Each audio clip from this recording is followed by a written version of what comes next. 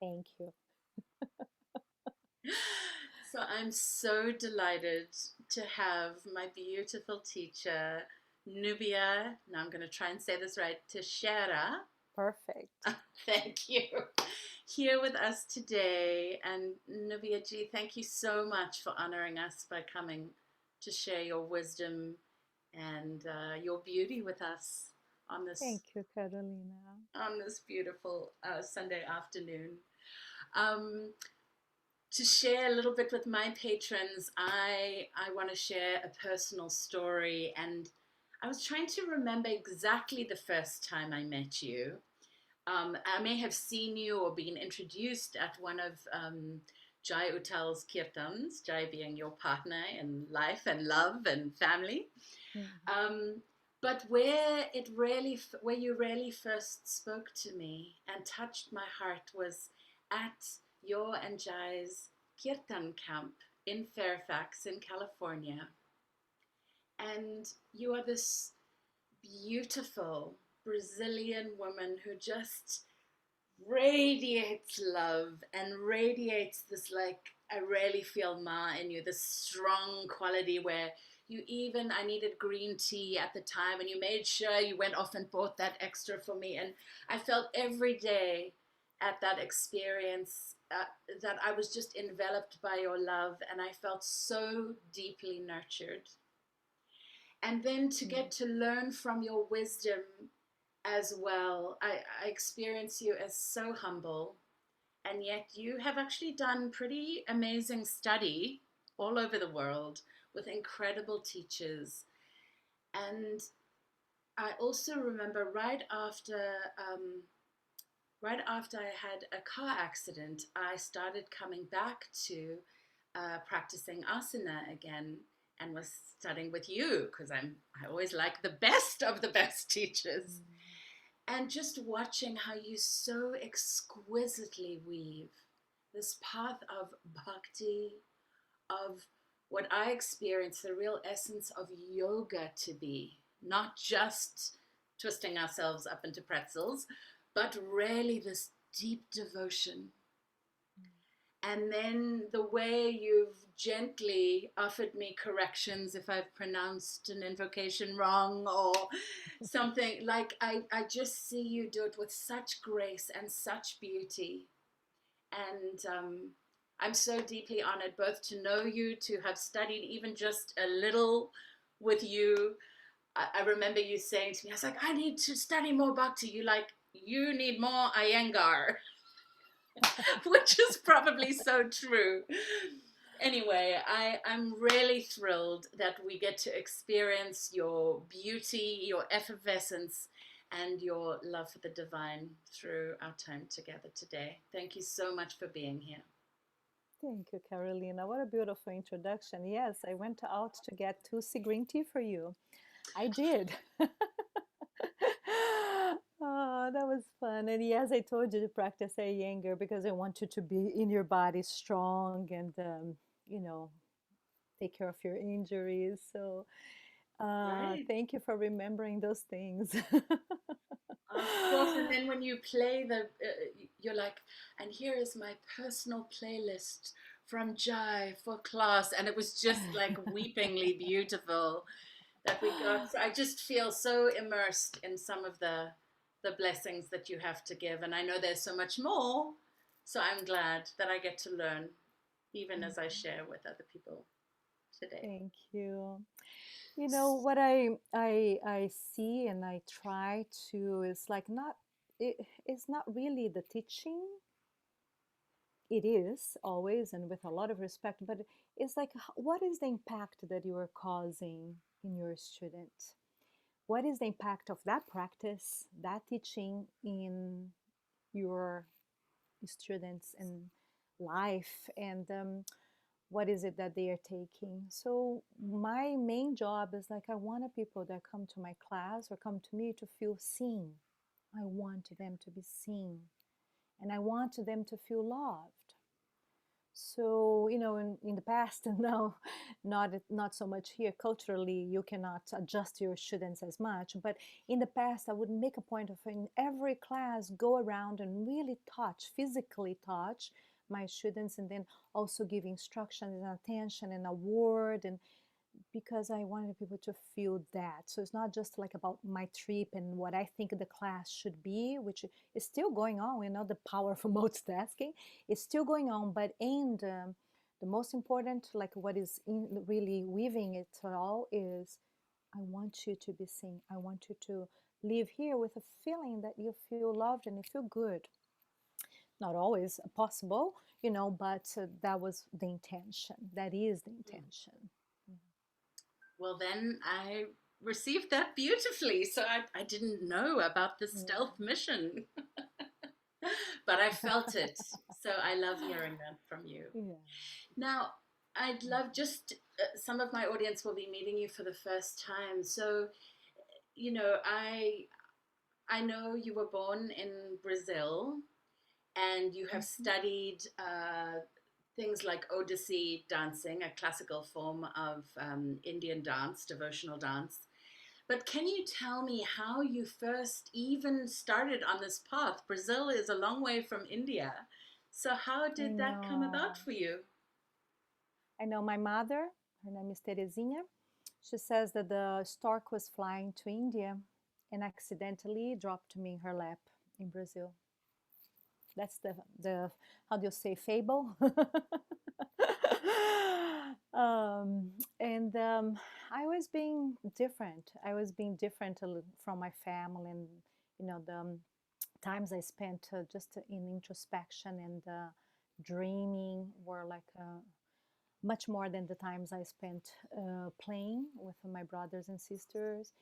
And then at the age of 16, I was into very, very much into theater. So it was when I was 14, 15, 16, I was doing theater, and I thought that was my career.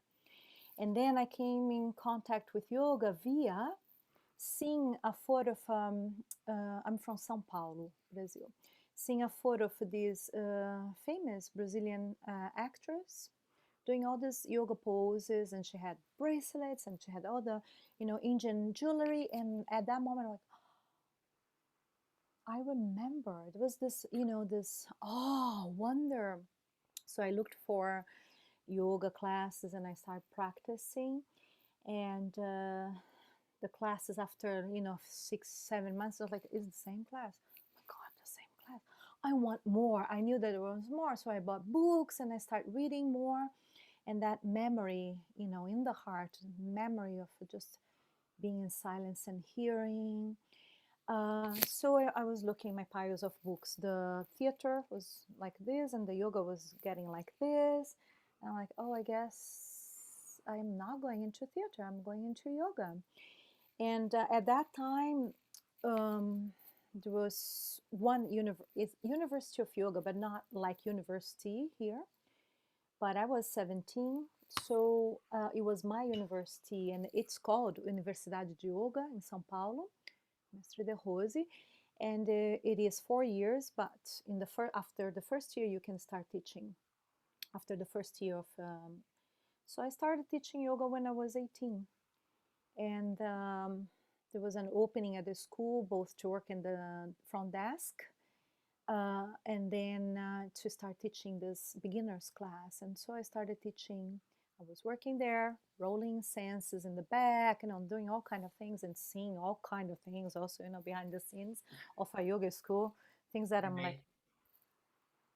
whoa, okay, this is what is being said, this is what's happening.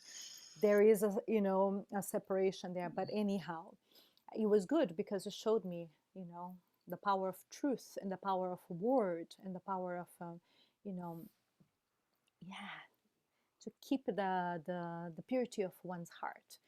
So i I stayed in that school working there for 2 years, and then in order to finish my certification, which I really wanted, I stayed connected. And but then I left the school and I started teaching private lessons in Sao Paulo.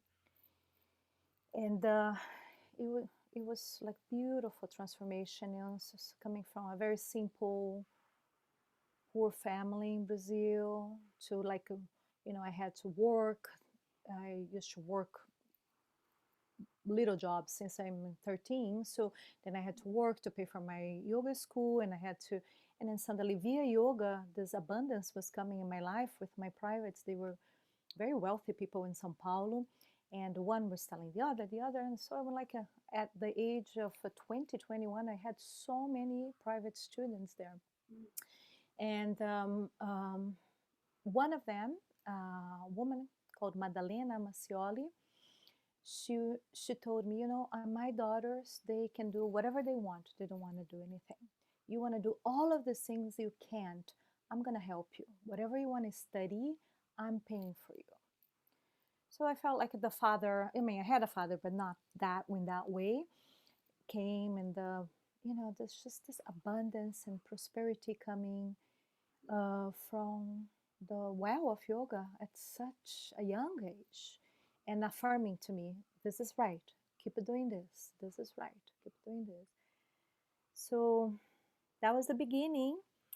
And in 1997 is when I finally gathered the money and was able to go to India for the first time.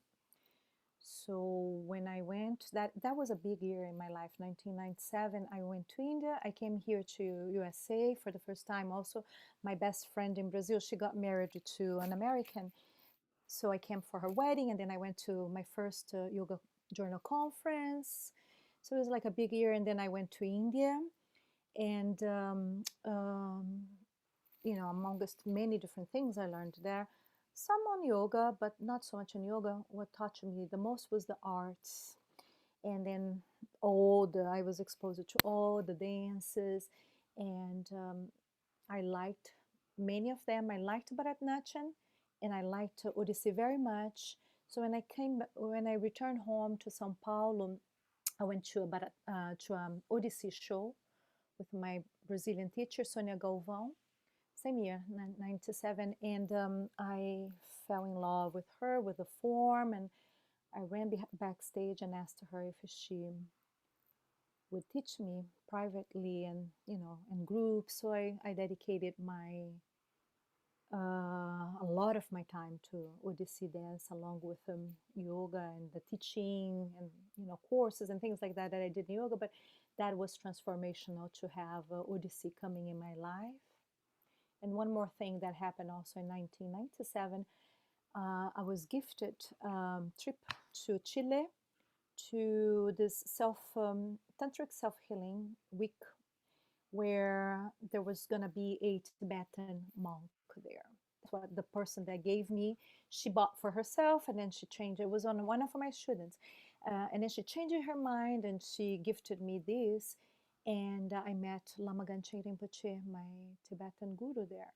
So, you know, all those confluences of things coming in my life, and this is the foundation of my heart practice, and it's where I take refuge every day. So the yoga, the dance, and Lama Ganchen Rinpoche. Mm, Until, beautiful. yeah. Wow. Okay, I love hearing this. And it's, I've never told you this, but you gave me a picture. I think it was actually on one of your business cards. It's of you, I think it was done at a photo shoot, but of you applying your makeup in the mirror. Yeah. You know the picture with the side Yeah. lip gloves. Yes. Oh, anyway, so beautiful. I had that picture on my altar for quite a few years after yeah, I Mm. did. um, and just as a way to honor and respect the things I had learned from you. Um, but what I loved about the it really encapsulates for me the little bit that I know of Odissi is it's about every glance. It's about the way you dress, right? It's every aspect of the practice, even in the putting on of the makeup or the putting on of the costume, all the way through to the performance is part of the devotion, right? Yeah, and the hard steps. I mean, what I mean, before you put that makeup, and before, that's the thing with a life and with yoga and with anything. any spiritual practice, you don't just go and put a makeup. I mean, that's the final part. Right. I mean, you have to do a lot of hard work to build the shape inside of you to kind of own the next step, which is like to receive an abhinaya storytelling.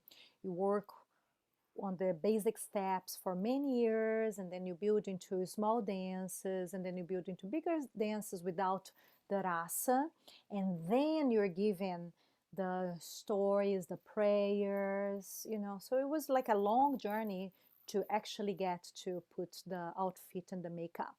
I'm just saying because it's like that in life as well. Like this is analogy for life. You build a strong foundation and you work hard. At least I don't perceive life being any different. Like even with all the help that I've had, I have worked really hard to get to that place, and it was for many layers to shed and to open to be able to receive such beautiful gifts that come through this. So yes, there are a lot of and then you build like a temple, Carolina, which to me is like when my teacher first explained this, you build the foundation, strong foundation in it, from the feet to the torso to then the hands. That's like closer to the end part. And then the eyes, that's the last part. Where the hands go, the eyes go. So that is the last part. So you don't take, and now in Kali Yuga in these days we're just giving it all. But back a little bit more, you had to work really strong with the foundation to then bring in this beauty and the calling.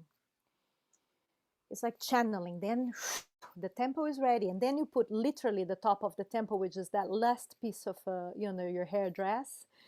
You have that is the circle that goes around the temple, and then you put the top of the temple.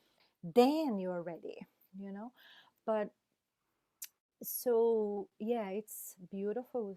Is it's been a long journey, um, and the beauty of it, I think it's always there, but the beauty of it comes from foundation.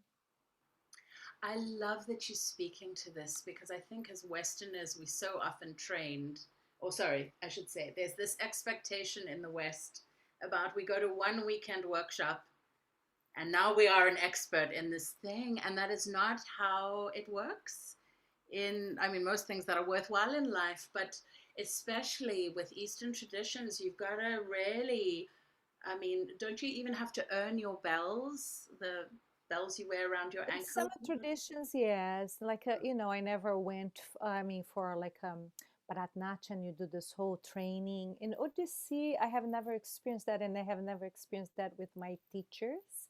It also goes from teacher, from kula to kula. Yes. My teacher here in USA, when I moved here, which is then the whole other part of my, you know, spiritual life coming into um, moving here to be with Jai, and then coming into Maharaji, Siddhimas, home, becoming part of that, and then meeting my current Odissi guru. His name is Vishnu, Shri Vishnu Tattvadas.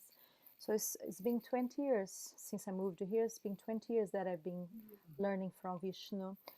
So Vishnu, I went through pregnancy, I went through many different stages, and we've been together for a long time now. My guru says, Mama Nubia.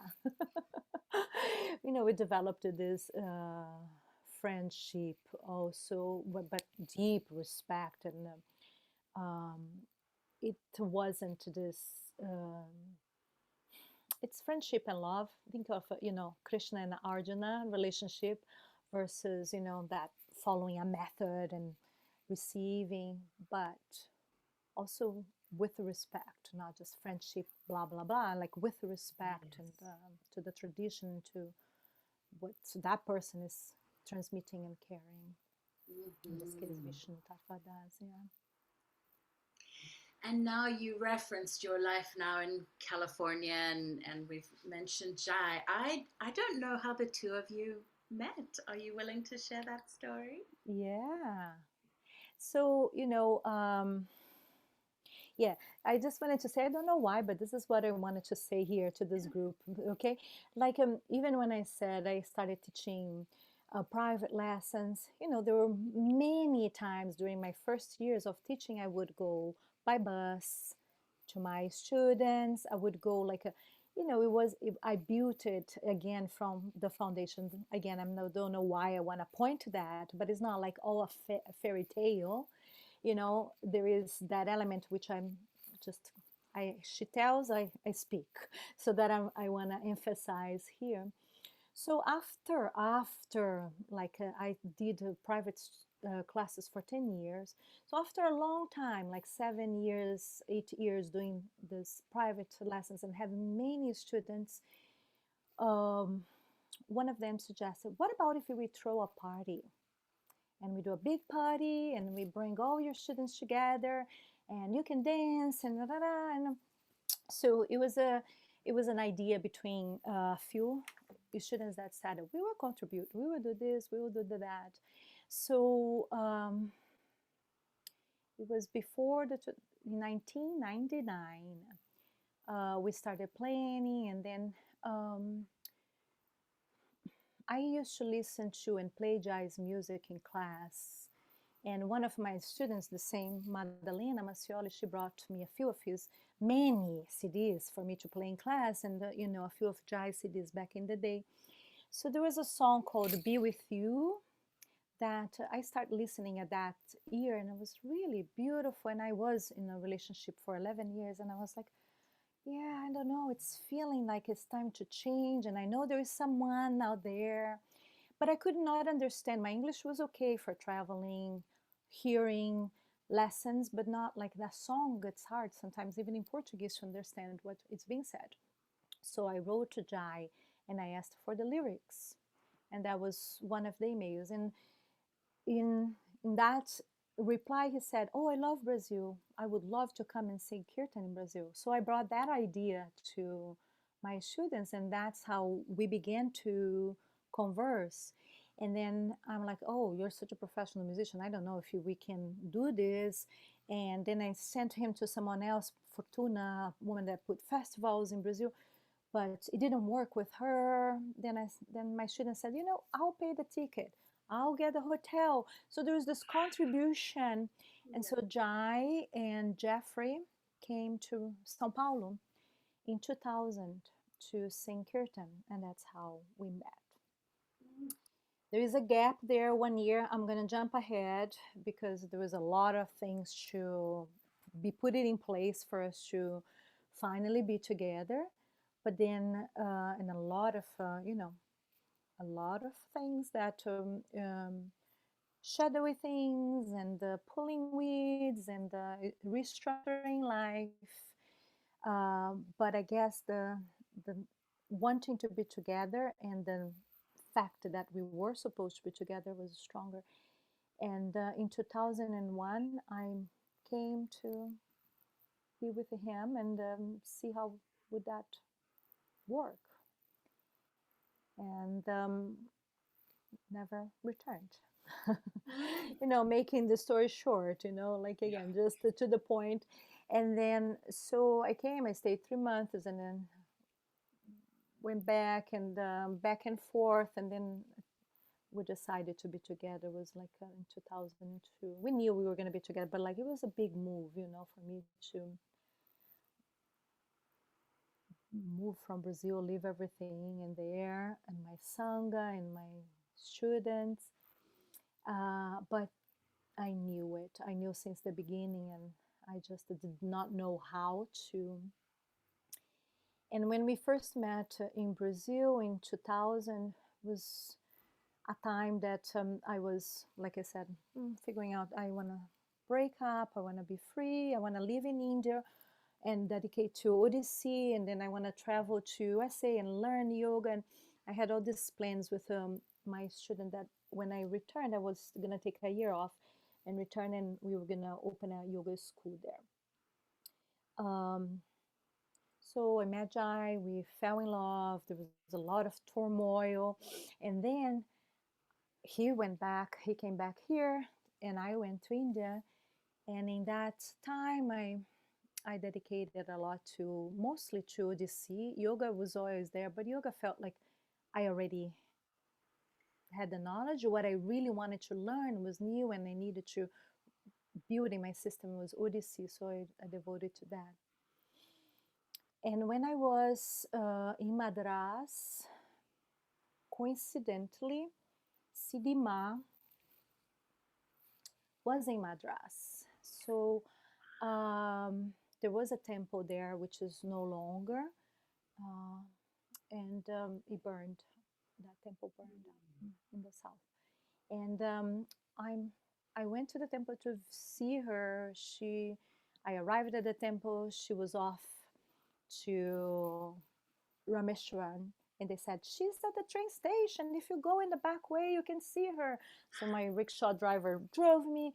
I got there just a little before her, and then I get to meet her, and it was awkward and strange. And I said, "Oh, I'm Jai's friend," and I did not know anybody in the sangha, which is so beautiful. She was there, and Javantima was there, and then we went up and down all the Indian train stations, and then she gave me this little bag to carry, and then I put it her in the train and said goodbye, everybody. You should go with her. And I said, no, no, no, no. I'm here for my dance. And she said, I'll be back in a week. I come and see me in the temple in 1 week. So I did, and it was really special. But then my travels were continuing, so I saw her once more after that, and yeah, it was really special. And then I didn't see her till much later when I went with Ajay and Ezra to India. Ezra was 5, 4.5, 5. So that's when I saw Sidima again. After that gap. I am loving in the Nim Crawley Baba satsang, um, just watching. I'm starting to see women's voices are starting to come out more, in the stories with the women, and the stories of sitting with Sidima are just coming out more. And you know this about me, Nubia, but I am crazy about Durga, and and from the little bits I understand, that Siddhima is the embodiment of Durga. I believe Ananda Mahima even referenced her as Durga. And I might do this wrong, but the deity at the Kenchi ashram is apparently is the deity for Siddhima. What I've heard. Yeah. I think Maharaj said that, not Ananda Mahima, but Maharaj said when she was born that the goddess Katyana has rebirth, is born. I can't find the English. Please help me. Has been born, something has like been that. reborn or reincarnated? Born, yeah. In and but for many years I learned that she was an expression, a manifestation of Vaishnavi Devi. This is Vaishnavi Devi, Vaishnavi Devi, and we should say Vaishnavi Devi Siddhima. But just now, one of our elders that I respect so much, Rabu Josh, he says it's limiting. It's limiting. She's much more than that. Mm. And I like that. I like to think that Siddhima is Siddhima. Ah. And then he's also, if referring more like Jagadambe, Jagat, she's like universal. And then Jagadambe, she's the mother of the universe. So I don't know. We try to put into words or encapsulate or pin down because we need that to grasp. It's not possible to encapsulate, Maharaji, Siddhima, these beings that are beyond understanding. But we try to put it some understand for our own, minds. We need that. Thank you. And yes, it's a good So it's a good reminder. yeah. But yeah, when I say Durga, beyond, like, Durga, when you read the Devi Mahatmyan, she's Vishnu Maya. She is the Maya of Vishnu. And then she's all these different forms, including Sarasvati, including Kali. She's everything. She encompasses everything. Yes. So Bhagavati Devi is much more than Durga as the fortress. I mean, it is Durga, but I'm just saying when we talk Not about limiting. our mother, she's everything. Durga and everything else. She will be there in the end as she was in the beginning to bring us to, you know, receive us, to guide us. She's in the everyday, available in the everyday, giving us orientation. Mm. Well, this is one of the things that I so enjoy about you as a teacher is you do take us deeper. All your invitations are to, even if we're in an asana class, right? Most people think of yoga as just the thing you do with your body, and you and I know it's so much bigger than this. Even just hatha yoga is bigger than this, but then there are many, many different kinds of yoga. But I love it that you bring us back again and again and again, referencing the divine. So I love that about you because at Kirtan camp, for example, you do talk a lot. And I imagine in your teacher trainings, which we'll talk about a little later, you really sharing about the deities because often this can be a missing in what people think of as yoga in the West. It's all just about getting a cute butt or something, and not that you wouldn't get a cute butt studying with you, but it's so much more than this. Yeah. And um, I want to. We said we would talk about mudra as well, so I want to tie that in. I remember when I went my first trip to India. I went with Gina Salah, who I just love and adore so much, and she said to me, with bhakti, and bhakti being this yoga of love and devotion. I know it's bigger than that, but just for those who don't know the word, um, that you can kind of sprinkle your bhakti on anything. You can bring your devotion, you can bring love into everything. And I see you doing this again so beautifully. But you have this unique way of taking elements that I'm imagining come from your Odissi training and Mhm. infusing that into your Hatha yoga teaching. Yeah. And for me, this is a lot about using mudra. And I'd love it if you can speak to for a moment, like what mudra is, and how one has, I imagine in Odissi you using it kind of like, this is maybe a layperson's explanation, but how a ballet dancer uses different ways of using the body to express things without words. Yes. But my understanding is mudra is even deeper than that because there's an energetic behind it. So if you can speak a little bit to that as the jumping off point to start sharing about mudra. Yeah. So I just want to rewind to say it is everything we do goes through this body. So this body is really important. This physical body is really important and is not as honored enough, is neglected by many spiritual people. And is said that is an impediment. As a tantrika, that is not how we perceive, right? That doesn't work Right. for us. And then also as someone that wants to be of service, I need my body. And I need my body strong, and I need my body flexible, and I need to be sharp, and I need to be able to multitask. So when I think of strength, of course, I'm not thinking of muscles, but I'm thinking of like Madre Teresa of Calcutta, inner strength, focus. You know, she will pick up, whatever it's needed, whoever it's needed, and to deliver that. So that's one. So really focusing on embodiment. Odissi is not only hand gestures. What Odissi teaches is also the stances, the positions of the deities. So all these sculptures you see, and so it's the embodiment of that, in which in my work I made up a word. So there are the asanas of hatha yoga. There are the bijasanas, bijasanas of the deities.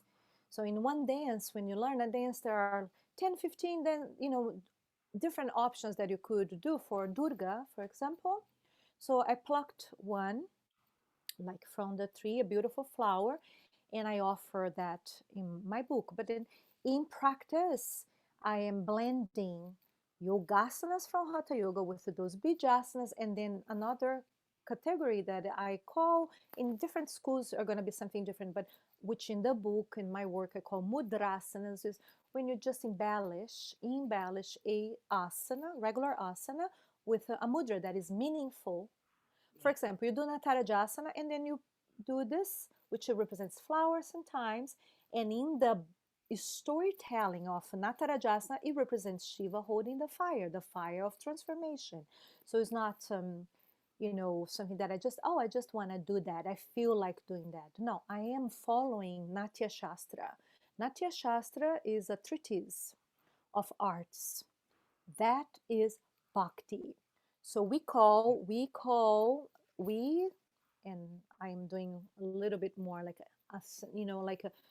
the followers of Natya Shastra, the followers of devotional arts will consider Natya Shastra the fifth Veda. There are four Vedas. Natya Shastra is the fifth because it gives us the content, gives us the foundation to do our worship, to express our bhakti. So within that book, which is really big, there will be a little compendium called Abhinaya Darpana. Abhinaya means storytelling. Darpana means mirror. So you hold a mirror, you look in the mirror, and then whatever you see in that mirror, you reflect, right? There's teachings and teachings around that, and you see deities and many deities holding the mirror. So is the simple translation is the mirror of gestures. But what it is, it's teaching you ways of telling stories. Abhinaya means to tell a story in a simple way. Is to like express and to bring the person that is watching into the place that you are. Okay? So then, for example, there will be poses for Ganesha that is not just a mudra. For Ganesha, this is called kapita, and it's if you're doing a Ganesha pose, there will be two kapitas by the hips. Same gesture for Lakshmi, and this is bona fide. This is like what is in the Shastra. Lakshmi Devi will hold two kapitas by her shoulders. So the same gesture, but it has a different meaning. Sarasvati Devi will hold her veena with one kapita, one suchi. So it goes on with that, and then there is the embodiment. You can do that sitting meditation, and I teach like that. And then you can do that standing, embodying the pose. So more than energetics, I would say it's really keys that you're gonna put it in the right door, open, and suddenly you're receiving this darshan, this blessing of this, the potency of these deities.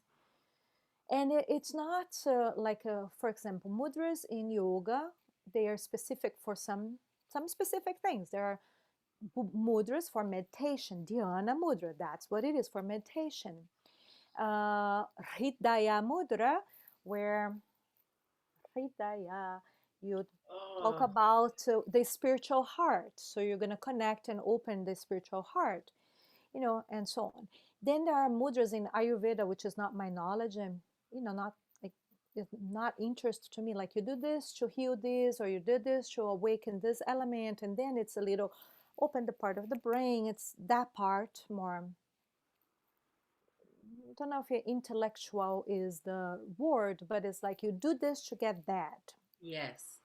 And then you are activating more energetics and you're activating more, the brain. And you are concerned with that. You wanted to do that. In the tradition that I follow, I just want to express my love in whatever way I can. That's one way. It's one more way. I will take it. I will take any given possibility to express my love. Writing songs for you is the way I find to thank you for this. This is not my song, it's a bossa nova song, but just to say, writing songs for you, in my case, dancing for you is the way I find to thank you. And that's all. And Mm. that's all that I need. The way is to worship, and sometimes, of course, to receive that empowerment, but it's not to become the goddess because I'm so small. Then, if I become the goddess, I cannot develop a relationship. And I'm not saying I'm not, I don't have that, but I have a drop of her immensity. So it's a different approach. It's a bhakti approach. Like if I think I am Siddhima, well, first of all, I'm completely wrong. But if I think I am Siddhima, how am I going to come to her lap and cry when I need help? Where do I draw it from if I think I am? It's a different approach. Each person will find what works for them. But in my way of understanding, when I finally got the pose very perfect, the Odissi pose in the best way I can, because it's never going to be perfect, like we were talking before. And then if I do the mudra and if I open my heart and I feel and bow to that presence literally will channel through me. And I'm experiencing that by grace, perhaps, but I'm not becoming that. You, Oh, it's a difference, it's a switch. So it works like for people that are arrogant, it works really well. For someone that is like needs a little work towards self-esteem, you may say, she's in you. She's you and you are her. You need that. But people that are like, I am the goddess. Sorry. So no, then this it's like, tame it. You are put yourself in her, you are her servant. this is so helpful, and you may not remember this, but I actually asked you this question at the end of one of your asana classes, Yeah. and I was like, "Are we the goddess?" And you're like, "No, we're a droplet." And I was so struggling with this because in the I'm just gonna let her in. Welcome, welcome, Naomi. We've been going for a while, so just I'm Mm. going to mute you and carry on.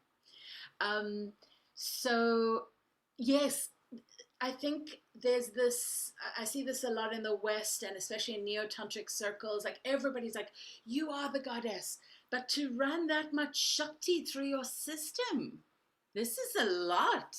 It would be a lot to literally, we are still in human form. So having this distinction between the droplet and having the grace and coming from humility, you do this so beautifully, Nubia. So I Yeah. love it that you brought that up again because it's something I've actually personally struggled with. Like, yes, we are manifestations of a droplet of the goddess, and that makes us amazing, wonderful beings, but we are not all of her because she contains multitudes, right? Yeah. Oh, that's a Bob Dylan song. You know that song? So, um, first of all, Naomi, the light. Oh, sorry. Oops. We just lost your audio. Oh, there I somehow accidentally muted me again. Oh, because you muted all. Just say, Naomi, welcome. Thank you for stopping by. Um, I especially said that because I know I love you so much, Carolina. There is nothing, I'm not. It's just I know your background with the tantra, and I know that that is a big thing about tantra. Like you are the goddess, and well, it is true, and it's one part of the truth. And then if you come into Bhakti and you approach her as her servant, it will just open so many doors. And then you said something, running all that Shakti inside. Well, where? In your ego? In your heart? In your where are you running all that Shakti? So that's also important to know what would you do with so much energy?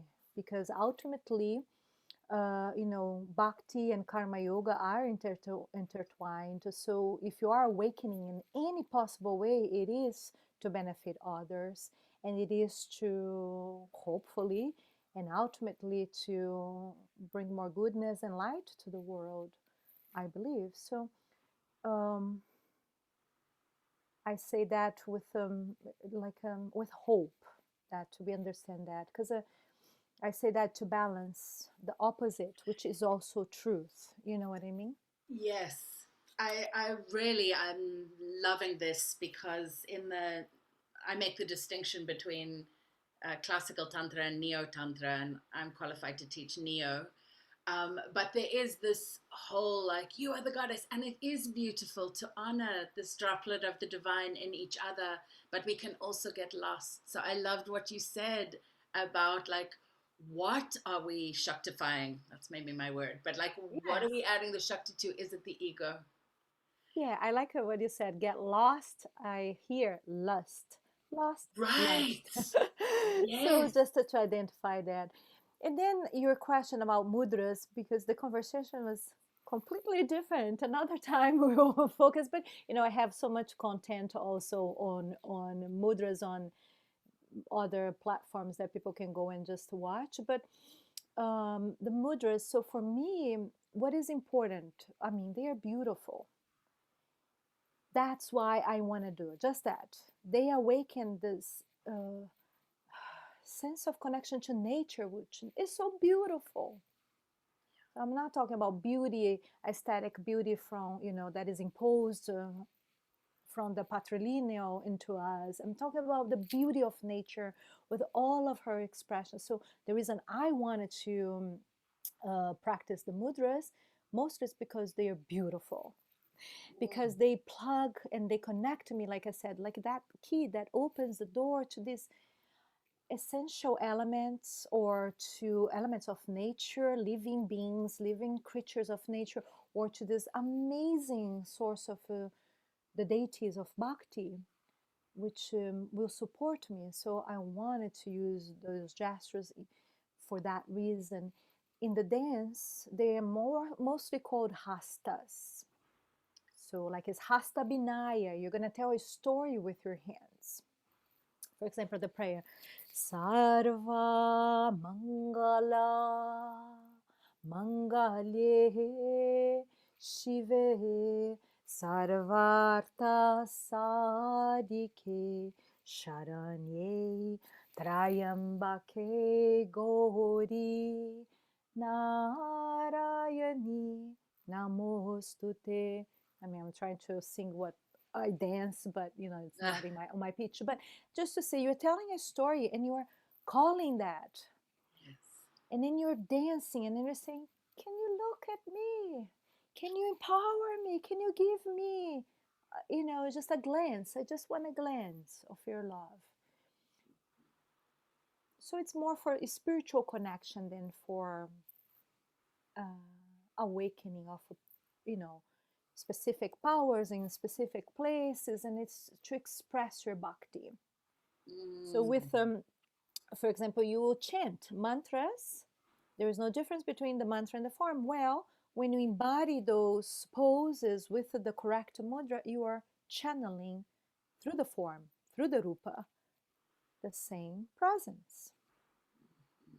So that is the power for me of these mudras. So you are like just, I'm gonna say, imitating them, emulating their power until you perhaps experience that. And then once you experience, it's yours, right? Once you taste it, nobody can take that away from you. So the treasures that we are collecting in this lifetime are, our treasures of friendship, like I began saying, treasures of love, treasures of experience, inner experience, and the contributions we are leaving. I guess our time, huh? I know. I could talk to you for 5 hours, and I know we have to be very honoring of your time. Um, just before we start getting ready to close, I want to share. I remember coming, it was somewhere in Marin, to a class that you and Jai were teaching together. And it was at a time, was I was going through a very, very hard time personally. And you were weaving, Jai was chanting, and you were weaving mudra into the class. And you shared the, I want to say Ubaya Mudra. Am I saying that correct? Ah, Thank you. abaya. Abaya Mm-hmm. Mudra, which I believe is the mudra for protection, Mm-hmm. right?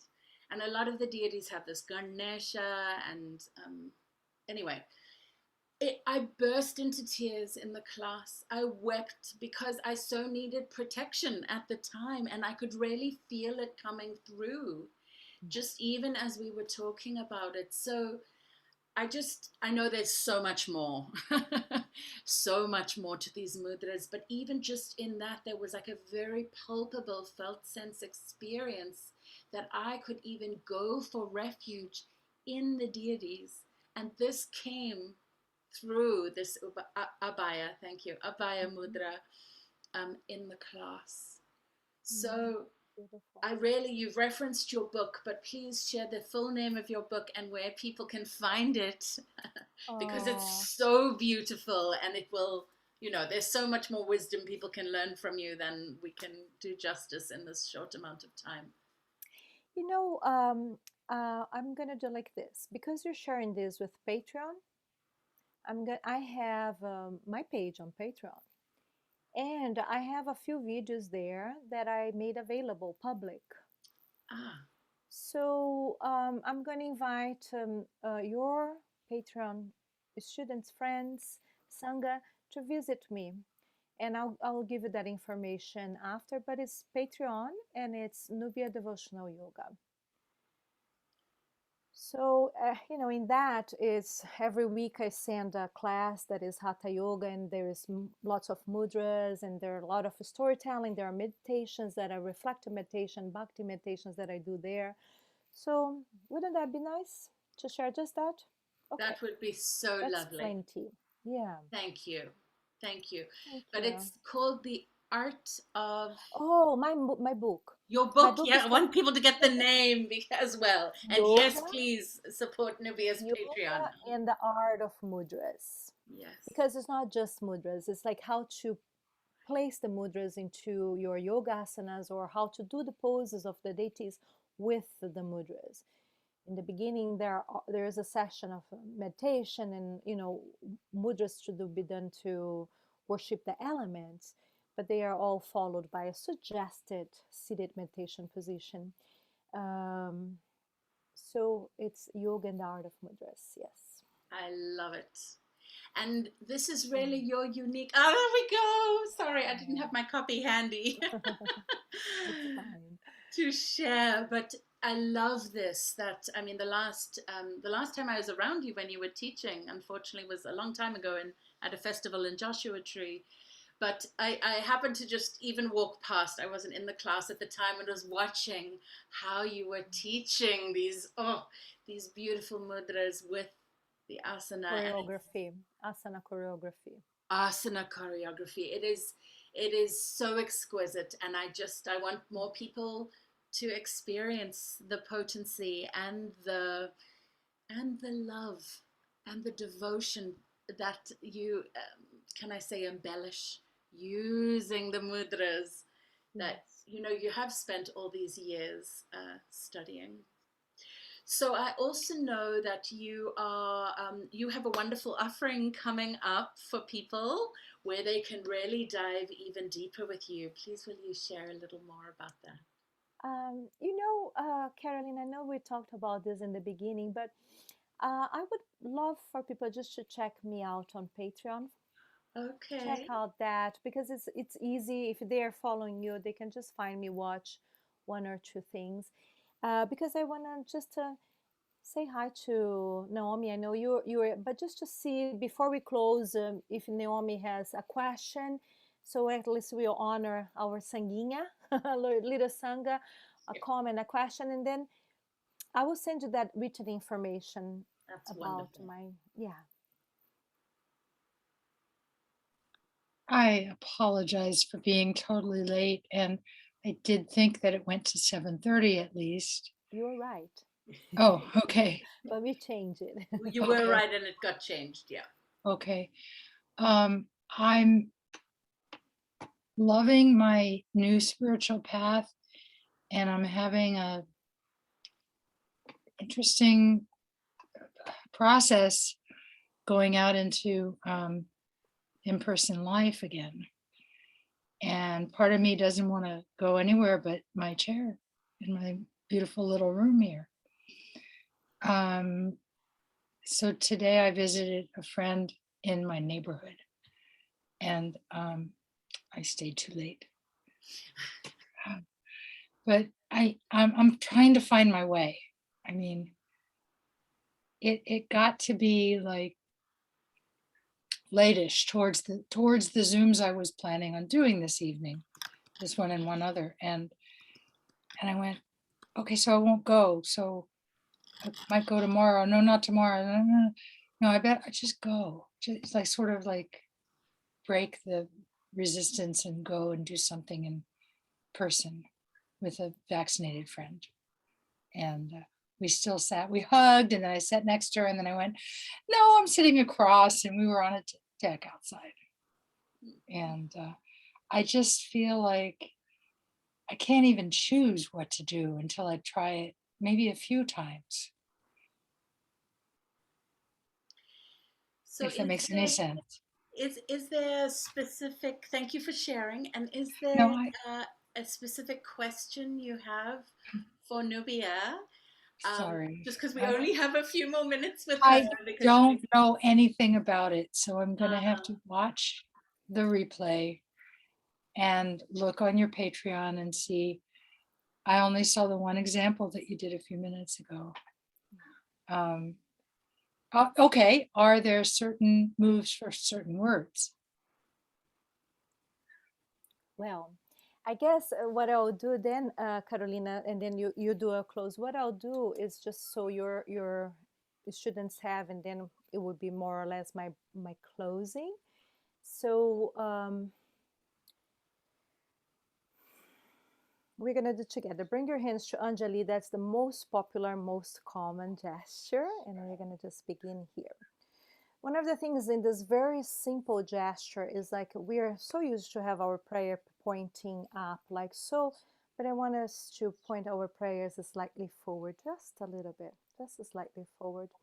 Just that, so to support what I said, your bhakti is beautiful, but and without karma yoga is, you know, I wouldn't say meaningless, but it has less meaning to the globe, you know, to the world. And then bring your hands to this gesture I use a lot called pushpaputa. Pushpaputa is both an offering and a receiving gesture. So you're going to close your eyes and just observe the natural flow of your breath for a moment. And when the natural in-breath happens, just in your mind, you're going to say, I receive. And then when your natural spontaneous out breath happens, you're not changing it. Natural out breath, just in your mind, you're going to say, I give. So it becomes this little mantra. I receive with in breath. I give with out breath. Turning to your hands and allowing your hands to become this portal and this way into your heart. Allowing the natural, spontaneous breath, that's called Sahaj Pranayama, to determine, without your mind saying, determine how much you are giving, to show you how much you're receiving in this moment, and how it feels. Just spend a moment checking in and seeing how it feels. When is the moment to give? How it feels when it's moment to receive.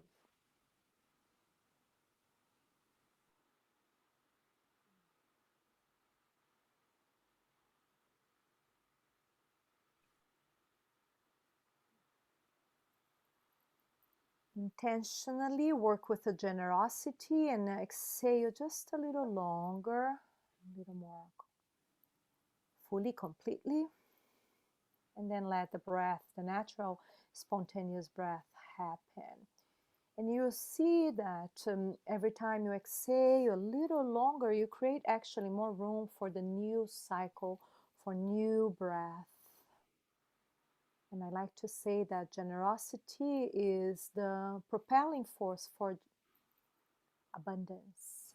Generosity initiates prosperity.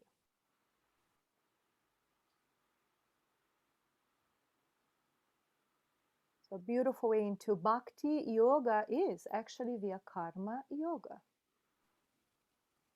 As you give a little bit more, as you offer a little bit more, you create the conditions and the space to receive a little bit more. That's how she works, the mother of abundance, the mother of everything, mother of sustenance, creation and destruction. She works by drawing and giving from this world of plentifulness. So we take from her example and we give a little bit more, we exhale a little bit more.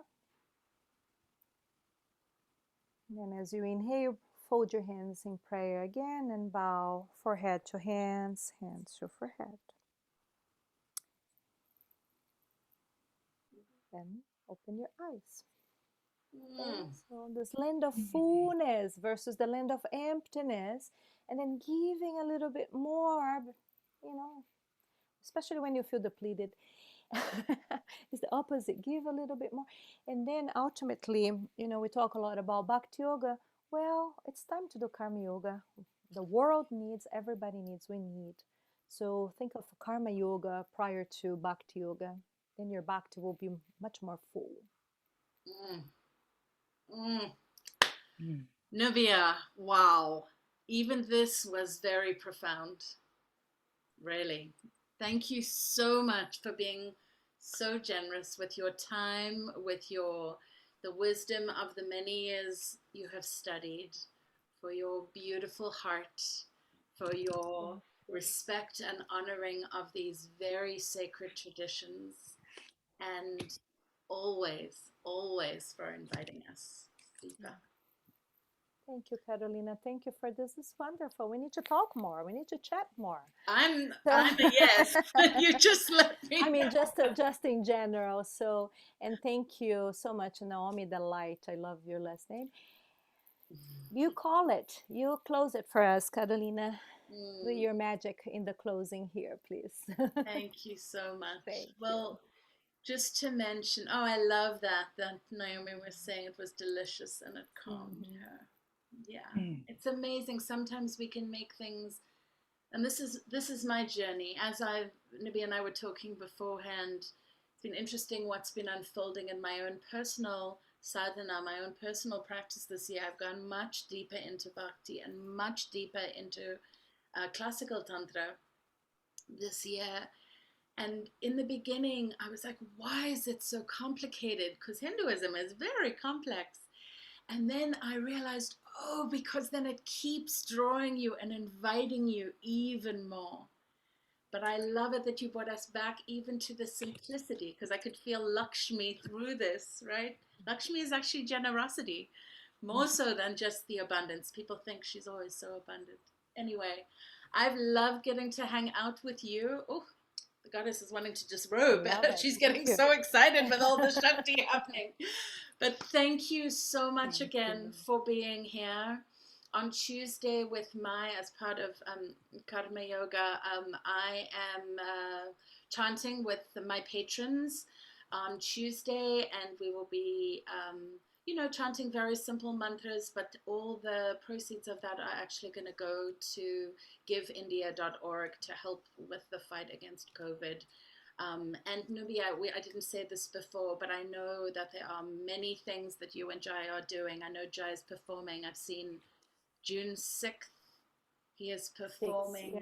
I know for benefit for Nepal. But if there are anything, you're welcome to tag me, or I'm trying to do what I can to use my social media to really help raise awareness about the crisis, specifically in India. So thank you You've so been much wonderful. Thank again. you. Thank And I you. look forward to even more. I'm actually going to go and sign up for your Patreon right after this because I'm like even more excited. Thank So you. blessings to you, to Jai, and to Ezra. And I look Thanks, forward to more soon. Jai Ma. Jai Ma. Jai Ma. Bye. Adios.